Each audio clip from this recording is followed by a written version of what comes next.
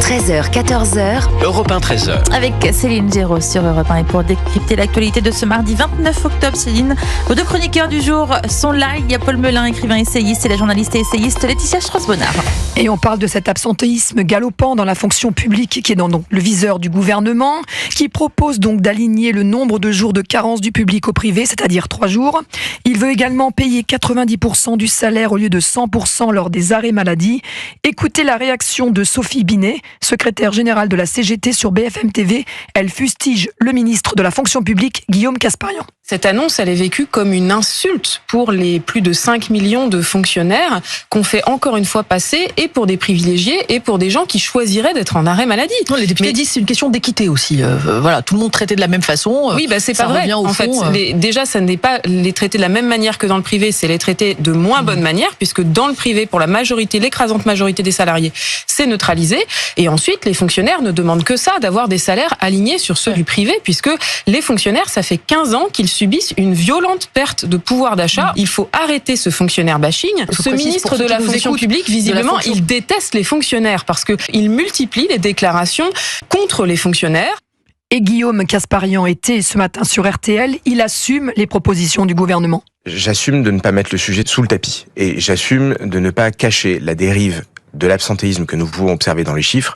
Et j'assume de prendre ma part sur les économies budgétaires pour l'année prochaine. Donc, il faut le faire. Les mesures que je propose ici permettent de rapporter au budget de l'État. Ce sont des mesures qui permettent d'économiser 1,2 milliard d'euros l'année prochaine. Dans le contexte que nous connaissons actuellement, croyez-moi bien que je mesure bien la difficulté, je mesure bien les réactions que cela peut engendrer, je mesure bien que ça ne fait pas plaisir à tout le monde. Mais vous êtes déterminé. Je prends mes responsabilités en tant que ministre et je l'assume. Et on retrouve tout de suite Jeanne qui nous appelle au standard 01 80 20 39 21. Bonjour Jeanne.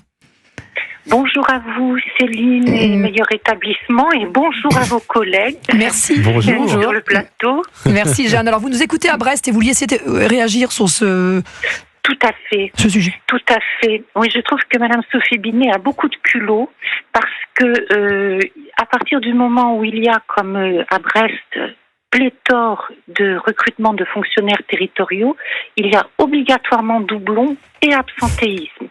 Je vois par exemple dans une métropole comme Brest, nous avons quand même 3500 fonctionnaires pour 200 000 habitants. C'est beaucoup. Et je peux vous garantir que les fonctionnaires brestois ne font pas des heures supplémentaires. Et ça, dès lors que pour acheter la paix sociale, parce que c'est une forme d'aide sociale aussi et de clientélisme, on recrute à tour de bras, on aboutit à ce genre de choses. On aboutit à cet absentéisme. Voilà. Et il y a un discrédit qui pèse sur l'efficacité de l'action publique locale de ce fait-là. C'est un problème d'encadrement ? Tout à fait. Merci Jeanne qui nous écoute à Brest. 01 80 20 39 21 si vous souhaitez réagir. Laetitia, effectivement, Guillaume Casparian, il parle d'urgence budgétaire parce qu'il pointe effectivement que le phénomène est plus marqué dans la fonction publique territoriale. À l'échelle nationale, les fonctionnaires sont absents en moyenne 14,5 jours par an contre 11,6 pour les salariés du privé.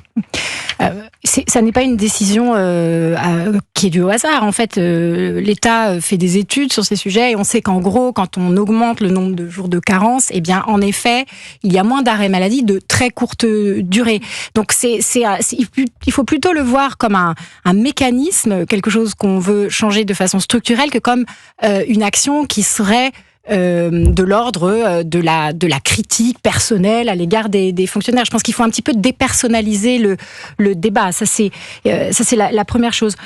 Ensuite, je me demande quand même si on ne pourrait pas faire la différence entre certains métiers et d'autres métiers qui n'ont pas le même niveau de pénibilité. Quand on est par exemple dans la fonction publique hospitalière et qu'on a, c'est déjà le cas, il y a des différences bien sûr de statut, mais quand même j'ai l'impression qu'il y a une vision complètement homogène de la fonction publique, comme si tous les agents publics avaient des métiers similaires. Certains sont face aux usagers, mais d'autres sont plutôt dans la gestion administrative. Donc on pourrait, à mon avis, aller un petit peu plus loin dans cette réflexion, ce qui m'amène à une remarque plus générale. J'ai l'impression que la fonction publique est assez en retard dans tout ce qui concerne l'innovation du management, sans vouloir employer des mots trop ronflants, mais il y a une façon de manager le travail au quotidien des fonctionnaires qui parfois n'est pas tout à fait, adapté à ce qu'on peut faire aujourd'hui. Je vais prendre un exemple, le télétravail. Le télétravail n'est pas aussi développé dans la fonction publique qu'il l'est dans d'autres métiers. Dans le privé, on est en train de revenir dessus. Oui, alors ça, on est à plus de 18 jours d'absence dans le milieu hospitalier, vous en parliez.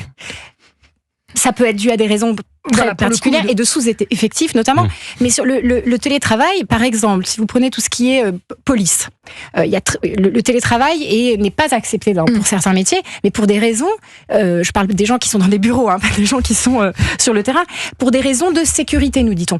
Mais dans le privé, vous avez beaucoup de métiers qui sont très exposés à des risques de sécurité et qu'on peut réaliser en télétravail. J'ai l'impression que là, on ne prend pas tout à fait soin en fait des fonctionnaires en ne leur accordant pas cette flexibilité. Vous savez bien que mais il y a une urgence budgétaire, parce que le gouvernement le dit, on pourrait faire une économie de 1,2 milliard d'euros en alignant le public sur le privé. Je pense que c'est a priori une bonne chose si on a besoin de ces sommes-là, mais à mon sens, il manque une réflexion de long terme sur ce qu'est le travail aujourd'hui dans la fonction publique. Je pense qu'on est plutôt dans l'urgence là. Actuellement, on a la sensation qu'on cherche des sous partout. Oui, j'ai l'impression aussi, vous avez raison Céline, qu'on est en train de chercher des sous partout, mais moi je suis un peu comme Madame Binet là-dessus.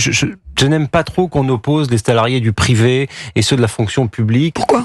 Parce que je trouve qu'il y a un certain nombre de fake news, de rumeurs sur les fonctionnaires et que lesquels ? Il y a des choses, j'entends parfois certains économistes ou certains politiques nous faire comprendre que certains fonctionnaires sont un peu feignants, quoi, des choses comme ça, des préjugés que moi je désapprouve. Et effectivement, il y a fonctionnaires et fonctionnaires. Il y a beaucoup de gens aussi, je pense effectivement à l'hospitalière, à nos policiers, forces de l'ordre.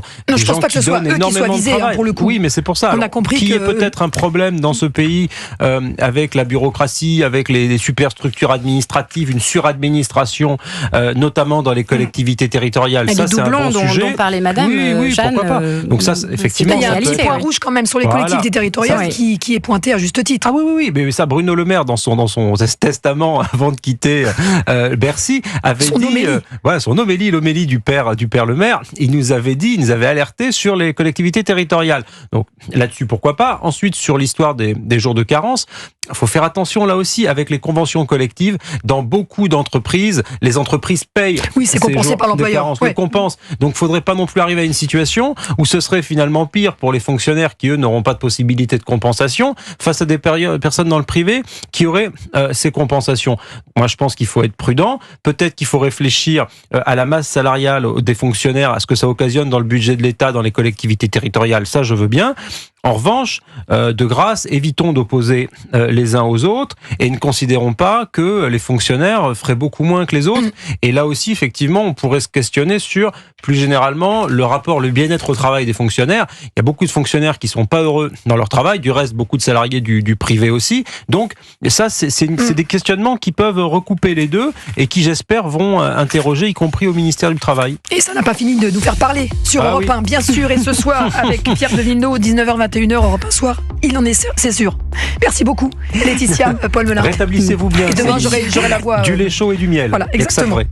Merci à tous. Merci. C'était Céline Géraud sur Europe 1 et sur Europe 1 du lundi au jeudi à 8h-20 dans Europe 1 matin. Ne manquez pas l'édito international de Vincent Hervouette, l'actualité en dehors de nos frontières, la géopolitique mondiale et les dynamiques complexes des relations internationales. Vincent Hervouette vous offre une analyse approfondie des événements qui façonnent notre monde. L'édito international chaque matin donc sur Europe 1 et en replay quand vous voulez sur europe1.fr et l'application Europe 1. Restez bien avec nous, la suite c'est avec Christophe Ondelat, 14h-15h. On de la raconte. Excellent après-midi sur Europe 1.